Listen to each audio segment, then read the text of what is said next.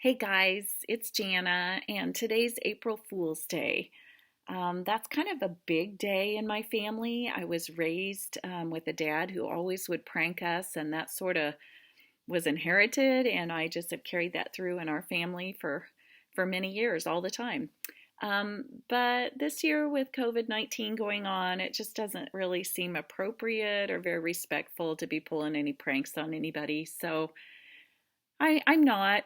Um, I just feel like you can't always decide what happens in your life, but you can decide how you're going to react or how you're going to handle it.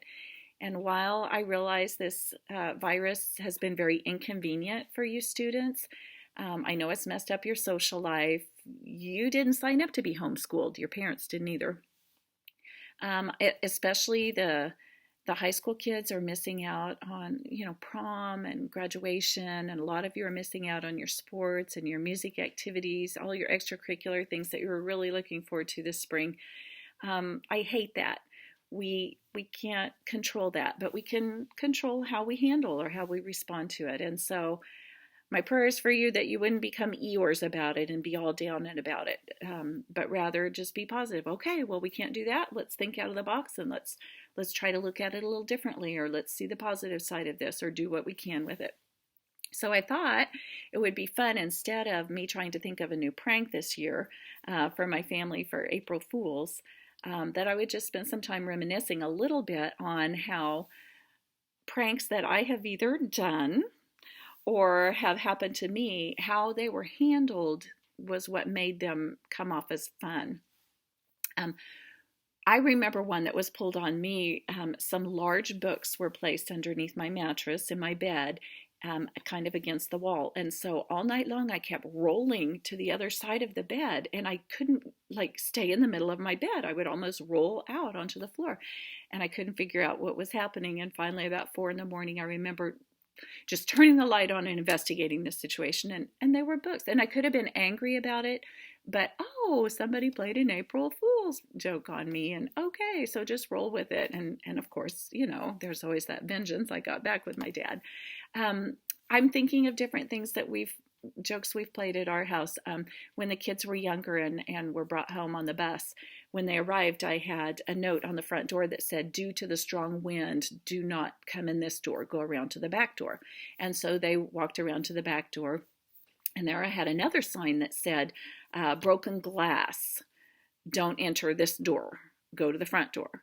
And so they were kind of back and forth a little bit, like, what's going on? Oh, it's April Fool's Day. Mom's at it again. When my kids were older, I especially pranked the boys this way.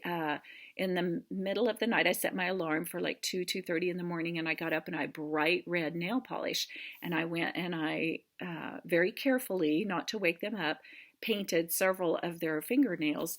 And my boys were not early morning risers or anything, and they would just get up in the nick of time to grab some breakfast and head to school. So I hid the nail polish remover, knowing they would be in a hurry and they wouldn't have time to, case the house and try to find it.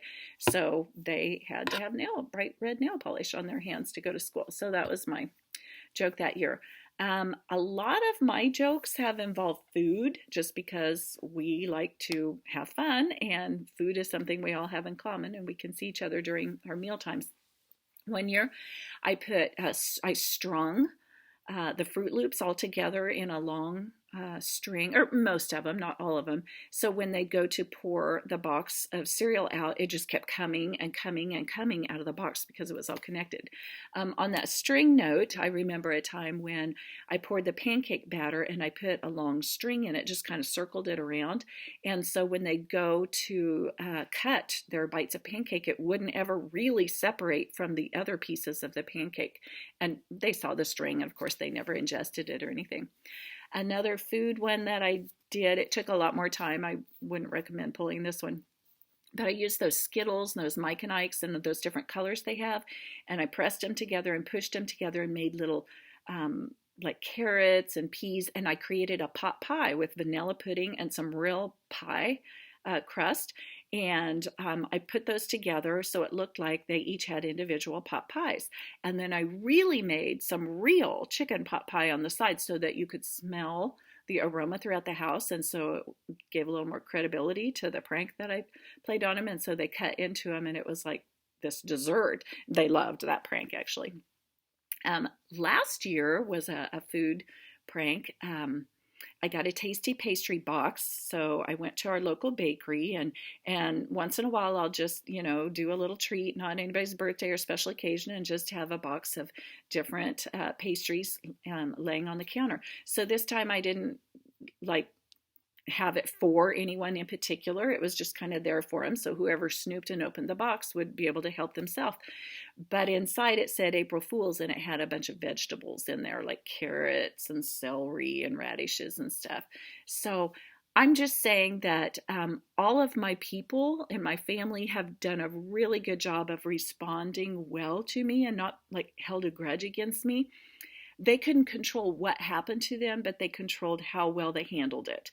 And same with me, because they always get me back some way. It's how we respond to things is going to make it okay. So I guess I just want to encourage you to really roll with this, be flexible, be steadfast as we go through COVID-19. And I want to leave you with this scripture from James. It's from James 1:12. Blessed is the man who remains steadfast under trial, for when he has stood the test, he will receive the crown of life which God has promised to those who love him. So you guys, be steadfast, hang in there, be flexible, don't be Eeyores, and remember, you maybe can't control what happens to you, but you can control how you handle it. So you've got this, guys. I'm rooting for us all.